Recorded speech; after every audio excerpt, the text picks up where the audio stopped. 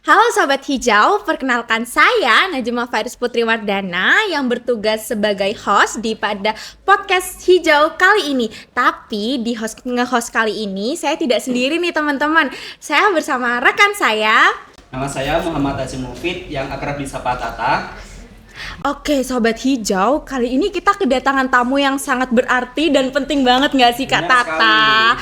Oke, kita langsung ke tamunya aja. Selamat siang Bapak. Selamat siang. Oke, mungkin Bapaknya bisa perkenalan terlebih dahulu. Iya, untuk teman-teman muda di Jember ya.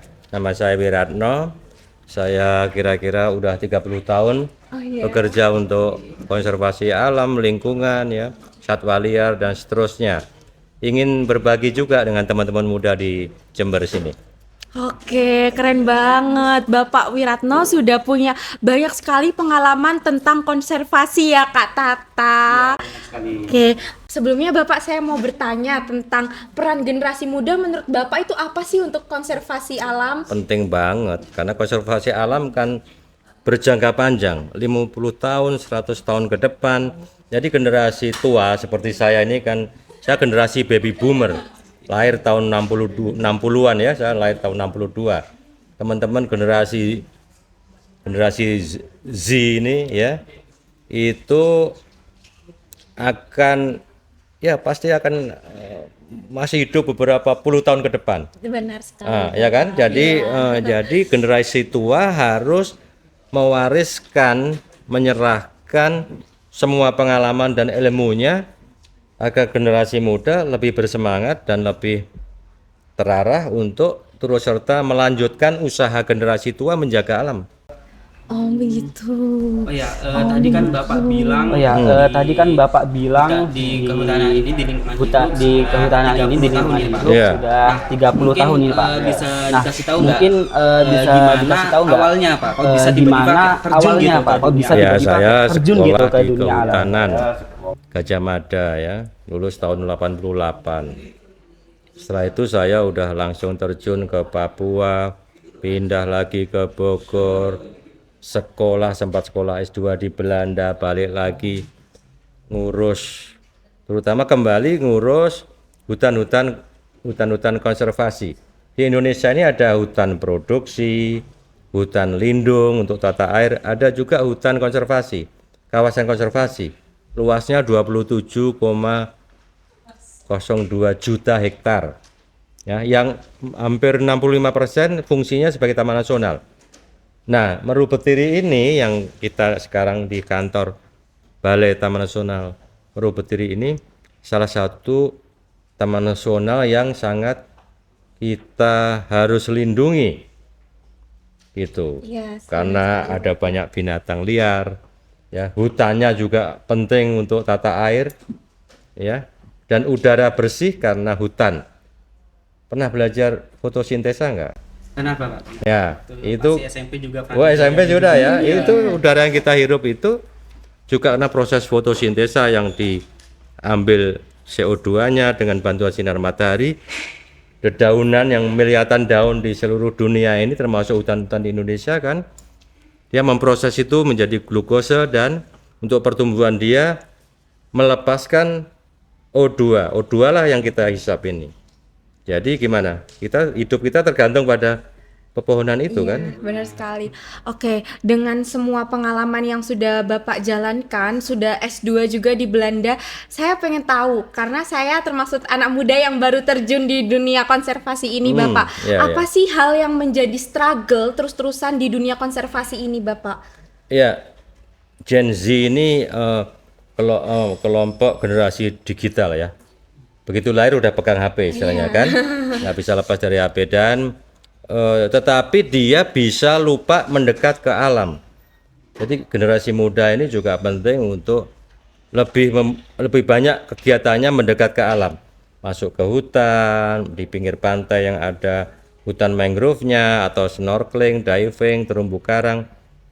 Itu sebetulnya yang akan membantu generasi muda mengalami proses sensing mendekat ke alam. Sekarang ada ide tentang memeluk pohon yang katanya bisa menyembuhkan. Bukan stres gitu. Nah, ya. Tapi kalau 2 jam juga kita yang stres. Iya benar. Ya, jadi memeluk pohon itu hanya indikasi bahwa kita mencintai alam dan kita bagian dari alam itu. Oh iya, benar sekali. Kan Gen Z ini digadang-gadang kayak udah jauh sama alam gitu Pak. Mungkin ada nggak Pak kayak perannya Gen Z mungkin yang masih belum terlalu terkenal dan punya pengalaman. Nah dia ini mau terjun ke dunia konservasi atau lingkungan. Nah mungkin Bapak punya saran atau mungkin punya kesannya kayak semisal langkah awal kita sebagai generasi muda gitu Bapak. Podcast ini adalah awal dari membangun jejaring kerja. Saya sebetulnya ke sini kan tadi tidak ada tujuan untuk podcast kan. Ya kan tiba-tiba saya disandera. Pak Wir podcast. Ya. Generasi muda teman-teman bisa mengakses Instagram saya ya. IG saya Inung Wiratno. YouTube saya juga aktif Inung Wiratno lagi. Ya teman-teman bisa ikut YouTube saya dan banyak juga yang ini. Yang generasi muda ini podcast konservasi ini ide yang sangat brilian ya, bagus sekali untuk mengajak teman-teman. Kalau dulu radio ya kan, sekarang podcast ini keren banget nih, harus dilanjutkan. Siap Bapak. Mungkin pertanyaan terakhir, ada nggak ya pesan atau pesan untuk generasi muda yang belum terjun di dunia konservasi ini? Ya diajak aja. Ya Harapannya? teman-teman, harapannya mereka terlibat dimanapun, mulai dari di sini programnya banyak ya. Pengembangan tukik itu ya, tukik yang sudah besar nanti secara insting dia akan balik lagi ke sini dan bertelur di pantai di sini, apa pantai Banda Alit atau apa di sini ya. Sukamade. Iya. Sukamade ya. Itu saya kira generasi muda dan memandang pelajaran biologi bukan pelajaran yang membosankan tapi menarik karena harus belajar di alam. Oh sebetulnya seperti ini pelajaran biologi, kalau cara menyampaikannya tidak di kelas tapi di alam akan sangat atraktif, dan itu sebetulnya yang diharapkan generasi muda. Satu lagi boleh Bapak? Boleh. Bapak baru pertama ke Jember? Beberapa kali saya Oh sudah beberapa kali. iya ke Taman Nasional ini dan saya menikmati kota Jember ya. Gimana perasaan kesannya Bapak datang ke Taman Nasional Baru Betiri atau kesannya Bapak datang di Kabupaten Jember ini? Di Kabupaten Jember ini salah satu kabupaten yang sangat penting di daerah Jawa bagian selatan ya. Banyak sekali penduduknya juga masih bertani, tapi kota ini berkembang setelah Banyuwangi ada bandara dan bisa connecting ke Jakarta dan Bali. Dan saya menikmati Jember juga karena kulinernya ya. Juga terkenal tembakau Jember yang diekspor ke Bremen waktu itu ya. Itu di Meru Betiri saya kira teman-teman muda di sini pengelola Taman Nasional sangat bagus ya. Harapan saya mereka terus bekerja dengan masyarakat karena kita nggak bisa kerja sendiri ngurus Taman Nasional yang sangat luas ini. Karena manfaatnya juga untuk masyarakat di Jember dan bahkan seluruh Indonesia. Kemungkinan ketemu mungkin harimau Jawa. Iya. Kalau masih ada kita nggak tahu ya. Nah ini juga satu tempat yang sangat penting untuk sumber air dan kehidupan manusia, bukan hanya di Jember tapi di sekitar Tapal Kuda ini, bersama-sama Taman Nasional Alas Purwo dan Baluran dan Ijen yang sangat terkenal ya. Iya, benar sekali Bapak. Oke, Sobat Hijau, kita bisa belajar banyak sekali hal dari Bapak karena Bapak Wiratno Wiratno sudah terjun selama 30 tahun di konservasi. Dah, teman-teman jangan lupa teman-teman juga follow Instagram Bapak Wiratno @Wiratno. Inung Wiratno, Instagram dan YouTube-nya Inung Wiratno, @Inung Wiratno. Instagram dan YouTube-nya @Inung Wiratno. Teman-teman bisa kepoin karena teman-teman bisa banyak belajar dari mungkin postingannya Bapak atau semuanya yang Bapak posting di situ. Teman-teman bisa belajar karena Bapak sudah 30 tahun ada di konservasi dan juga Bapak S2 di Belanda nih teman-teman. Semangat ya. Semangat. S1, S2, S3 Oh, sampai teler. Iya, memenuhi harapan orang tua ya kan? Iya, benar sekali Iya. Bapak. Mungkin Bapak ada pesan-pesan sebelum ditutup?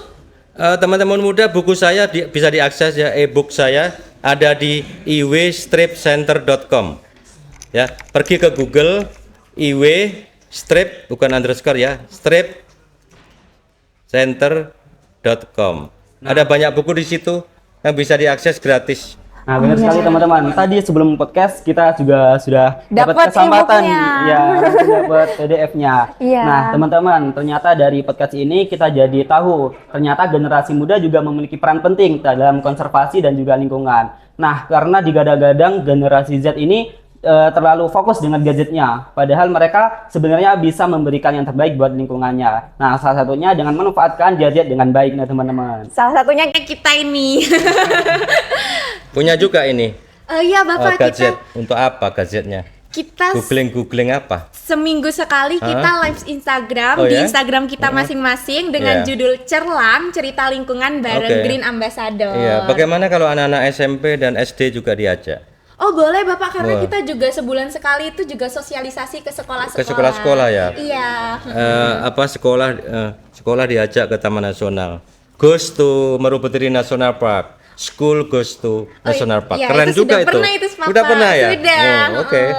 Keren banget. Iya, kita Ya. sering ngelakuin clean up, sosialisasi. Bagaimana dengan gitu. guru-guru biologi? Pernah diajak ke Taman Nasional di sini atau? Ya. Belum Bagus pernah ya. Ayo, kalau itu, bagus Bapak. juga itu. Guru-guru ya. Iya, mungkin itu bisa dijadikan next event kita, teman-teman.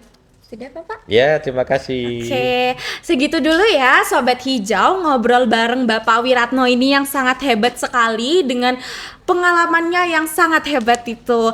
Jadi teman-teman kalau masih penasaran dengan pengalaman Bapak Wiratno, bisa langsung cek ebook Bapak Wiratno di Google dan Instagram dan YouTube @inungwiratno. Terima kasih, sampai jumpa Sobat Hijau. Terima kasih.